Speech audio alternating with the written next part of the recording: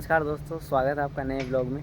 आज तारीख है दोस्तों 15 अगस्त। मैं हूं इस वक्त गुजरात के नर्मदा डिस्ट्रिक्ट के एकता नगर में और आज के इस इंडिपेंडेंस डे के खास मौके पे मैं विज़िट करने आया हूं the statue of unity. I don't think आज से अच्छा कोई दिन हो सकता था इसको विज़िट करने के लिए।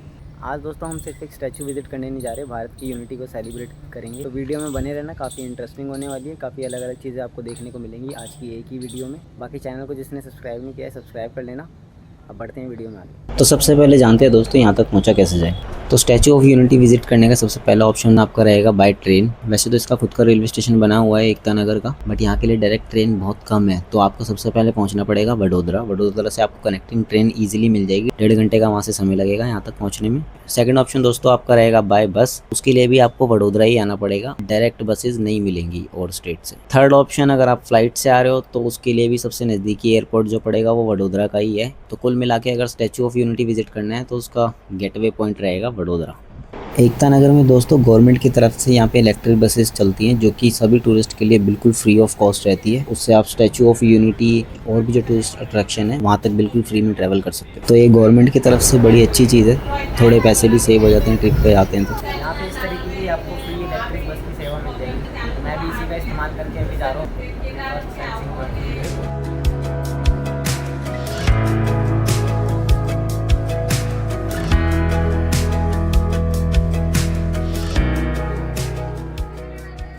बस ने मुझे उतारा है श्रेष्ठ भारत भवन पे। अब यहाँ से आगे मुझे बाय वॉक ही जाना पड़ेगा। अगर आप अपनी पर्सनल गाड़ी से आ रहे हो स्टैचू ऑफ यूनिटी विजिट करने तो आपको अपनी गाड़ी को यहीं पार्क करना पड़ेगा। इस लोकेशन से आगे आप उसको नहीं लेके जा सकते। ये यहाँ का काफ़ी मेन पॉइंट है। अगर आप चाहो तो किसी भी टूरिस्ट प्लेस की यहाँ से पहले ही टिकट बनवा सकते हो। बाकी अगर कोई भी इन्फॉर्मेशन चाहिए हो किसी भी चीज़ से रिलेटेड वो सब आप यहाँ पे आके खरीद सकते हो। वहाँ से मैं थोड़ा सा आगे चल के आया हूँ तो ये चौक में मैं पहुँचा। यहाँ पे इन्होंने कितना बढ़िया सा भारत का नक्शा बना रखा है और ये साथ में छोटे छोटे से फाउंटेन चल रहे हैं, कितना सुंदर लग रहा है देखने में। तो सबसे पहले दोस्तों मैं आया हूँ यहाँ के मियावाकी फॉरेस्ट में। सामने है इसका एंट्री गेट। 50 रुपये पर पर्सन का टिकट है यहाँ पे। चलते हैं दोस्तों अंदर। गेट से एंट्री करते ही सेंटर में मिलेगा आपको ये सुंदर सा फाउंटेन। मैं अंदर जा रहा था एक्सप्लोर करने फॉरेस्ट को, बट इन्होंने यहाँ पे बोला कि आप पहले अंदर रूम में आके प्रोजेक्टिंग शो देख लो, तो मैं वही देखने जा रहा हूँ पहले। जंगल काटे जा चुके हैं। एक अनुमान के अनुसार हमारे जंगल इस रफ्तार से नष्ट होते जा रहे हैं कि विश्व की 80% प्रजातियां बेघर हो चुकी हैं। कि एक पीढ़ी पेड़ लगाती है तो दूसरी फल खाती है। दशकों बीत जाते हैं पौधों को एक वन का रूप लेते लेते। तो प्रोजेक्टिंग शो में अंदर देख आया हूँ। अब उसमें उन्होंने क्या दिखाया वो मैं आपको बताता हूँ। दोस्तों ये जो मेरे पीछे आप डेंस फॉरेस्ट देख रहे हो, इस तरीके का नॉर्मल जो टेक्निक से जंगल उगाते हैं उसमें 20 से 30 साल लग जाते हैं। लेकिन मियावाकी एक ऐसी जैपनीज़ टेक्निक है जिसके थ्रू इस तरीके का डेंस फॉरेस्ट सिर्फ 2 से 3 साल में तैयार किया जा सकता है। अब इस टेक्निक में होता है क्या है कि लोकल जगह के जो नेटिव प्लांट्स होते हैं सबसे पहले उनको लगाया जाता है, उन पर फोकस किया जाता है और उनको एक दूसरे के काफ़ी क्लोज प्लांट किया जाता है। पर स्क्वायर में मान लो 4 प्लांट होते हैं। तो इस टेक्निक से ये काफ़ी जल्दी ग्रो करते हैं और क्योंकि काफ़ी क्लोज भी होते हैं ये, तो इस वजह से और भी ज़्यादा देखने में डेंस लगता है। एक जैपनीज़ बोटेनिस्ट थे डॉक्टर अकीरा मियावाकी, उन्होंने ही इस टेक्निक का इन्वेंट किया था और उनके नाम पे ही इसका नाम पड़ा है मियावाकी फॉरेस्ट। फॉरेस्ट आप देख रहे हो ये यहाँ पे सिर्फ 3 से 3.5 साल में इन्होंने तैयार करके खड़ा कर दिया है ना, कमाल की बात।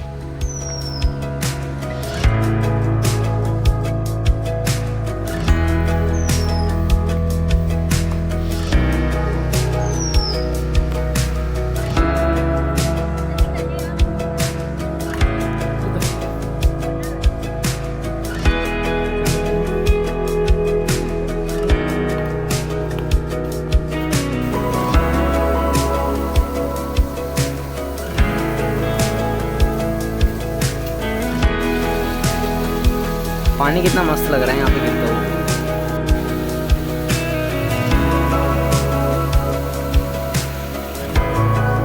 यहाँ पे आके काफी फ्रेश ऑक्सीजन फील होती है।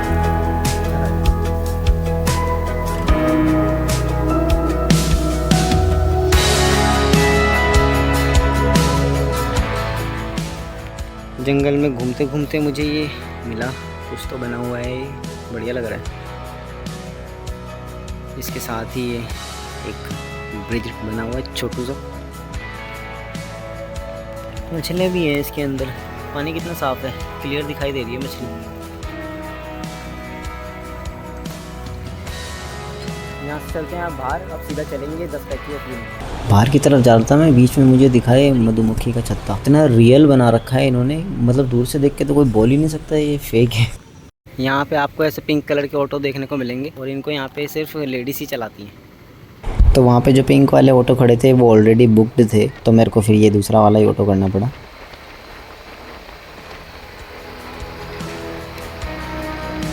अच्छा, यहाँ पे जब आप आओगे ना तो एक चीज़ जो आप बहुत ज़्यादा महसूस करोगे वो है यहाँ की ग्रीनरी।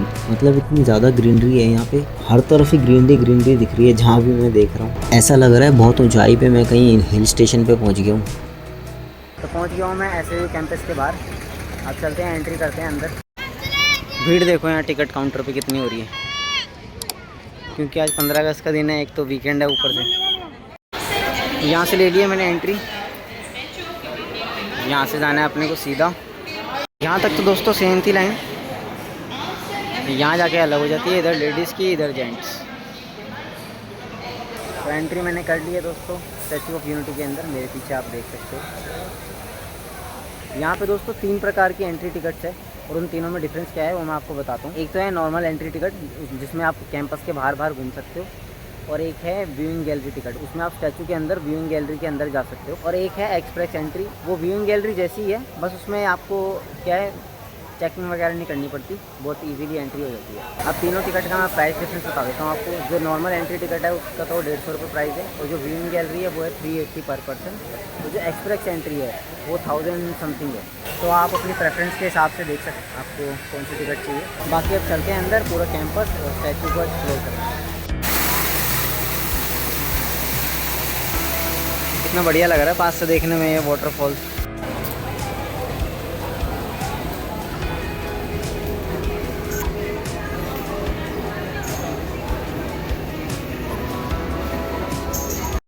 SOU कैंपस के अंदर ये फूड कोर्ट बना हुआ है, तो मैंने दोपहर से कुछ खाया नहीं था, बहुत भूख लग रही थी, इसलिए मैंने सोचा पहले कुछ यहाँ पे खा लेते हैं उसके बाद घूमेंगे। तो मैंने ऑर्डर करा है ये एक पनीर मसाला डोसा और साथ में ढोकला और चाय। तो खाना पीना हो गया है, अब चलते हैं स्टैचू के नज़दीक। स्टैचू ऑफ यूनिटी दोस्तों दुनिया का सबसे बड़ा स्टैचू है, और ये बोलने में दोस्तों इतना प्राउड फील होता है कि पूरी दुनिया का सबसे बड़ा स्टैचू हमारे इंडिया में है। ये दोस्तों सिर्फ दुनिया का सबसे बड़ा स्टैचू नहीं है, ये इंडिया की यूनिटी का सिंबल है। स्टैचू ऑफ यूनिटी को दोस्तों सरदार वल्लभ भाई पटेल जी के सम्मान में बनाया गया है। तो अब मैं जा रहा हूँ फाइनली स्टैचू के अंदर, जो कि अपने आप में बड़ी यूनिक सी बात है। मैंने ऐसा और कहीं के बारे में नहीं सुना है, इतना बड़ा कोई स्टैचू हो और उसके अंदर पब्लिक जा सकती हो विजिट करने। This is so amazing. Statue of unity का पूरा कंस्ट्रक्शन L&T कंपनी ने करा है और ये लगभग 3000 करोड़ का प्रोजेक्ट था। तो स्टैचू के अंदर आ गया हूँ मैं अभी। वाह कितना शानदार बना हुआ है, क्लीनलीनेस देखो। अंदर वॉशरूम भी बना हुआ है और ड्रिंकिंग वाटर के लिए पानी की फैसिलिटी भी है। अंदर आके आपको सेंटर में स्टैचू का फेस देखने को मिलेगा।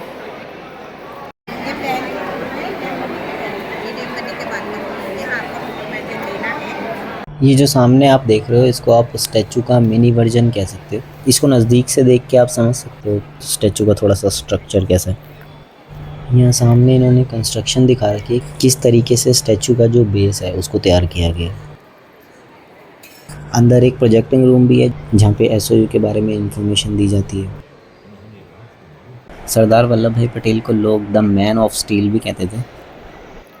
ये जो लाइन आप देख रहे हो ये ऊपर व्यूइंग गैलरी में जाने के लिए लग रही है। अब मैं भी इसी लाइन में लगने जा रहा हूँ, देखते हैं कब तक नंबर आएगा। लाइन दोस्तों मैं भी देख के आया हूँ व्यूइंग गैलरी की, आगे तक बहुत लंबी लाइन लगी हुई है। तो टिकट होने के बावजूद भी मैं तो नहीं जा रहा हूँ व्यू देखने के लिए, बहुत टाइम लग जाएगा, बहुत लंबी लाइन है। शाम के 5 ऑलरेडी बज चुके हैं और अभी मेरे को स्टैचू के पास भी जाना है ऊपर, जहाँ पे स्टैचू स्टैंड कर रहा है। तो स्टैचू के अंदर जब आप जाओगे आपको लाइब्रेरी का सेक्शन भी देखने को मिलेगा, जो कि लाइब्रेरी नहीं है, एक वॉल का डिज़ाइन है जो कि लाइब्रेरी की तरह दिखता है। ये देखो।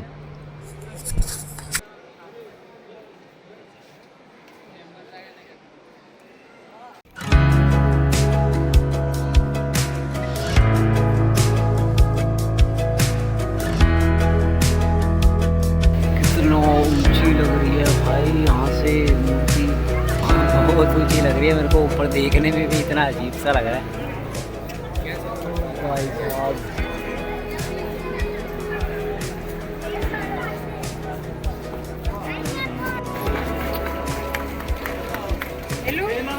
कितना ऊंचा लग रहा है, यहाँ से फेस तो दिख ही नहीं रहा है स्टैचू का। स्टैचू के जो फीट हैं वहाँ पे आपको 4 एस्केलेटर से गुजर के जाना होगा। व्यू कितना शानदार मिल रहा है दोस्तों यहाँ से नर्मदा रिवर का। ये जो लेफ़्ट साइड में आप माउंटेन देख रहे हो ये है सतपुरा रेंज, और जो राइट साइड में आप देख रहे हो ये है विंध्याचल पर्वत। और इन दोनों के बीच में से आपको देखने को मिलेगा सरदार सरोवर डैम और साथ ही बहती हुई नर्मदा रिवर। दोस्तों आज़ादी के समय हमारे देश में 565 प्रिंसली स्टेट्स थी जिनको देश में शामिल किया जाना था ताकि भारत यूनाइट हो सके। तो इस मुश्किल काम को दोस्तों पूरा करने में अगर किसी का सबसे ज़्यादा योगदान था तो वो श्री सरदार वल्लभ भाई पटेल जी का था। इमेजिन करके देखो दोस्तों कैसा होता अगर ये सब स्टेट्स इंडिया में शामिल नहीं हुए होते। एक बार सोच कर देखो, अगर आपको इंडिया में ही मान लो साउथ साइड कहीं घूमने जाना है और उसके लिए आपको वीज़ा लगवाना पड़ता। That is so horrible. Sardar Sahab के लिए ऐसा कहा जाता था कि man on the always move, ये हमेशा मतलब ऑन द मूव ही रहते थे, कभी किसी मीटिंग के लिए कभी किसी काम के लिए।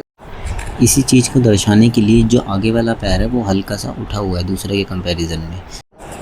अगर आप ध्यान से देखोगे तो आपको दिखेगा स्टैचू को वॉकिंग पोस्चर में डिज़ाइन किया गया।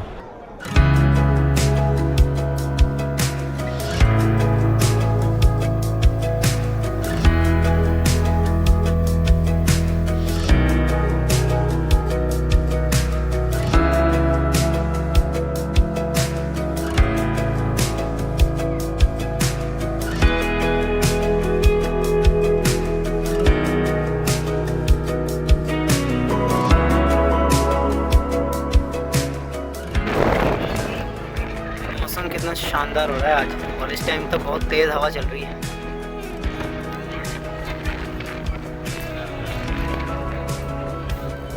अब मैं जाऊंगा यहाँ से प्रोजेक्ट मैपिंग शो के लिए जो कि 7:30 के अराउंड शुरू होगा।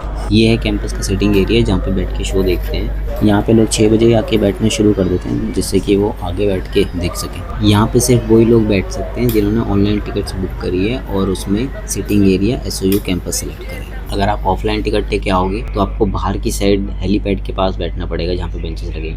टिकट्स आप SOU की वेबसाइट पे जाके बुक कर सकते हो। वहाँ पे जाके डेट सेलेक्ट करनी है आपको। उसके बाद टिकट टाइप नॉर्मल एंट्री या फिर व्यूइंग गैलरी आपको जो भी लेना है। उसके बाद आपको अपना विजिटिंग टाइम स्लॉट सेलेक्ट करना है। कितने मेंबर हैं, प्रोजेक्ट मैपिंग शो को ऐड करना मत भूलना। और इसमें बुकिंग करते वक्त आपको सेलेक्ट करना है SOU कैंपस ये वाला। आज दोस्तों 15 अगस्त का दिन है तो शो शुरू होने से पहले इन्होंने इंडिपेंडेंस डे विश किया जो कि बहुत बढ़िया लग रहा है। फ्लैग ऐसे वेव कर रहा है।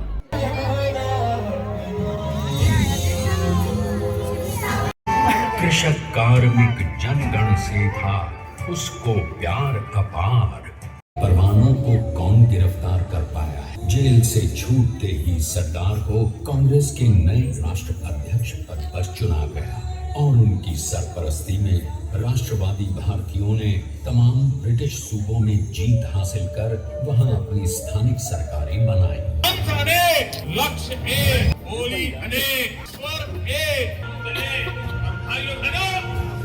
तो प्रोजेक्ट मैपिंग शो दोस्तों ख़त्म हो चुका है। उसमें क्या दिखाया मैं तो शॉर्ट में थोड़ा सा बता देता हूँ। सरदार वल्लभ भाई पटेल की पूरी उसमें जीवन गाथा बताइए, कैसे उन्होंने भारत की आज़ादी में अपना योगदान दिया और कैसे उन्होंने भारत को एकजुट बनाया। जो 565 प्रिंसली स्टेट्स थी उनको भारत में मर्ज किया, एक यूनाइट कंट्री बनाया।